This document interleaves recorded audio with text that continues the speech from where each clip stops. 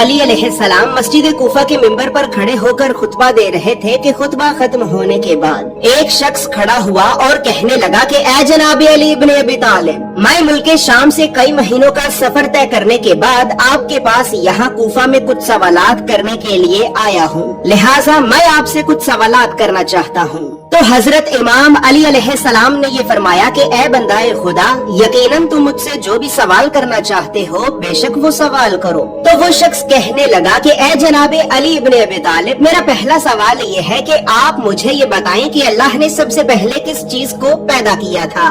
मेरा दूसरा सवाल ये है कि आप मुझे उन 10 चीजों के बारे में बताएं कि जो 10 चीजें इस सारी कायनात में सबसे ज्यादा ताकतवर हैं। मेरा तीसरा सवाल ये है कि वो ऐसी कौन सी चीज है कि जो सांस तो लेती है लेकिन सांस लेने के बावजूद भी उसमें कोई गोश्त या फिर खून मौजूद नहीं है। मेरा चौथा सवाल ये है कि अल्लाह ने पहले आसमान को किस चीज से बनाया है। मेरा पांचवा सवाल ये है कि आप मुझे 7 आसमानों के नाम बताएं। मेरा छठा सवाल ये है कि आप मुझे आसमान के दरवाजों के तालों और चाबियों के बारे में बताएं।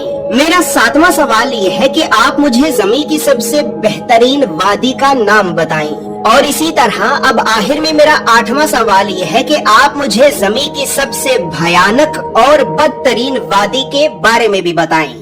दोस्तों, इन सवालों के जवाब आपको बताने से पहले यहाँ पर ये बात याद रहे कि ये जो वाकया मैं आपको सुना रहा हूँ तो ये वाकया आज से 1000 साल से भी पहले लिखी गई अहादीस की 2 मोतबर तरीन किताबें जैसे कि अल हिसाल के बाब नंबर 10 की हदीस नंबर 25 में और उयून अखबार अल रिजा के वॉल्यूम नंबर 1 के बाब नंबर 24 की हदीस नंबर 1 में भी ये वाकया वाज़े तौर पर मौजूद है। इसके अलावा तोहफुल उकूल और बिहारुल अनवार के volume number 10, volume number 33, volume number 43 और वॉल्यूम नंबर 57 में भी 2 जगहों पर ये वाकया वाज़े तौर पर मौजूद है। तो बस फिर अब हजरत इमाम अली अलैहिस्सलाम ने उस शख्स से ये फरमाया कि ऐ बंदाए खुदा, तुम्हारा पहला सवाल ये है कि अल्लाह ने सबसे पहले किस चीज को पैदा किया था। तो ऐ बंदाए खुदा, जान लो कि अल्लाह ने सबसे पहले नूर को पैदा किया था। तुम्हारा दूसरा सवाल ये है कि वो ऐसी कौन सी 10 चीजें हैं कि जो 10 चीजें इस सारी कायनात में सबसे ज्यादा ताकतवर हैं। तो ऐ बंदाए खुदा, जान लो कि अल्लाह ने इस कायनात में सबसे ज्यादा ताकतवर पत्थर को बनाया है, लेकिन अल्लाह ने पत्थर से भी ज्यादा सख्त लोहे को बनाया है कि जो पत्थर को भी काट देता है।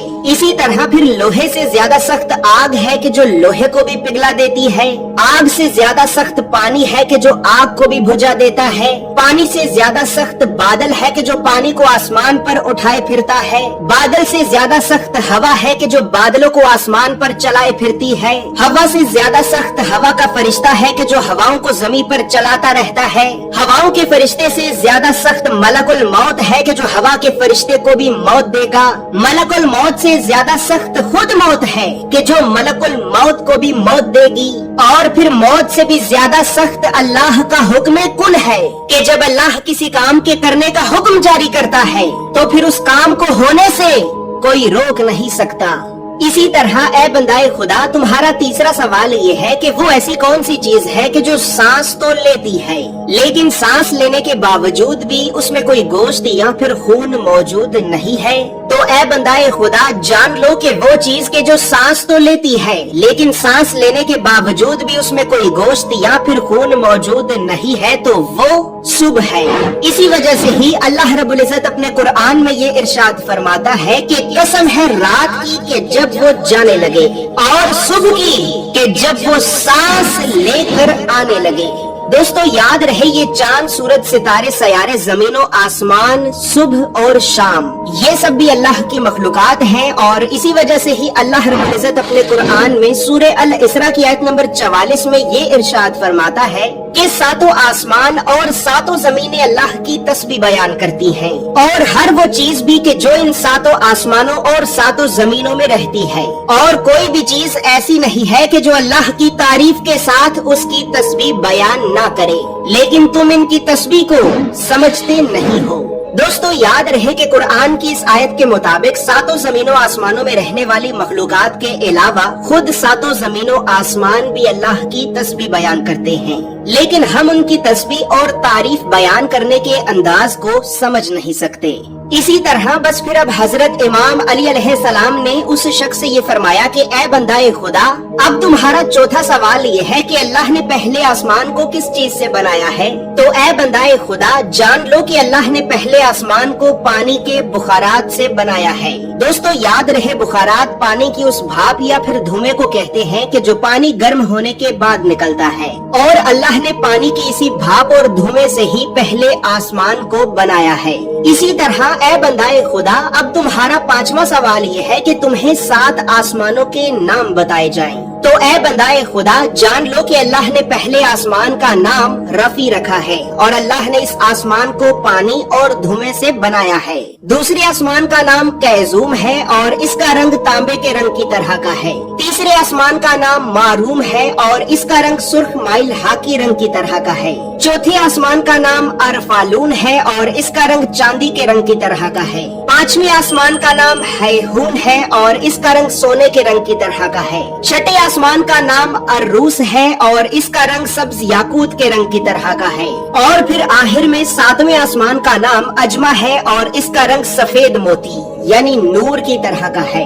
اسی طرح تمہارا چھٹا سوال یہ ہے کہ تمہیں آسمان کے دروازوں کے تالوں اور چابیوں کے بارے میں بھی بتایا جائے۔ تو اے بندہ خدا، جان لو کہ آسمان کے دروازوں کے یہ تالے اللہ کے ساتھ شرک کرنا ہے۔ جو کوئی بھی انسان اللہ کے علاوہ کسی اور کو اپنا خدا بنائے گا تو یقیناً اس کے لیے آسمان کے دروازوں کے یہ تالے کبھی بھی نہیں کھلیں گے۔ اور پھر اب ساتھ ہی یہ بات بھی جان لو کہ ان دروازوں کے تالوں کی چابیاں سچے دل سے موت کے وقت بھی لا الہ الا اللہ محمد رسول اللہ کی گواہی دینا ہے۔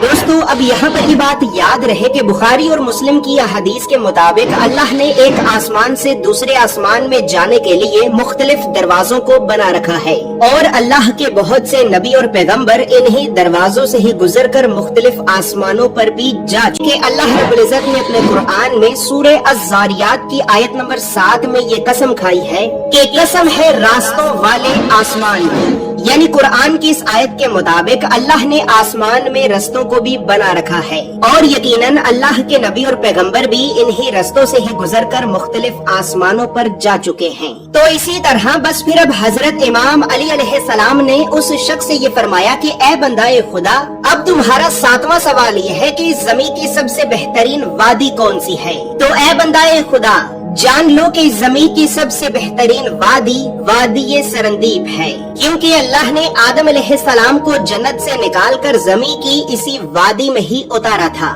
دوستو یاد رہے کہ یہ وادی یعنی وادی سرندیب موجودہ دور میں شری لنکا میں موجود ہے۔ ہمارا 8واں سوال یہ ہے کہ اس زمین کی سب سے بھیانک اور بدترین وادی کون سی ہے؟ تو اے بندہ خدا، پھر اب جان لو کہ اس زمین کی سب سے بھیانک اور بدترین وادی یمن میں موجود وادی برہوت ہے، کیونکہ یہ وادی دوزخ کی وادیوں میں سے ایک وادی ہے کہ جہاں پر مرنے کے بعد کافر اور گناہگار لوگوں کی روحوں کو سزا کے طور پر عذاب دیا جاتا ہے۔ اس وادی میں روحیں رو رو کر اللہ سے معافی کی یہ فریاد کرتی ہے کہ اے ہمارے پروردگار، یقیناً ہم نے دنیا کی رنگینیوں میں کھو کر تیرے ہر حکم کا انکار کیا اور تیری زمین میں ہر طرف گناہوں کو عام کیا۔ بس اے ہمارے پروردگار، تو ایک مرتبہ ہمیں دوبارہ واپس زمین پہ تو بھیج، ہم ساری زندگی صرف تیرے ہی حکم کا اقرار کریں گے اور صرف تیرے ہی بتائے ہوئے رستے پہ چلیں گے۔ لیکن افسوس کہ ان روحوں کے رو رو کر معافی مانگنے کے باوجود بھی اللہ انہیں معاف نہیں کرے گا۔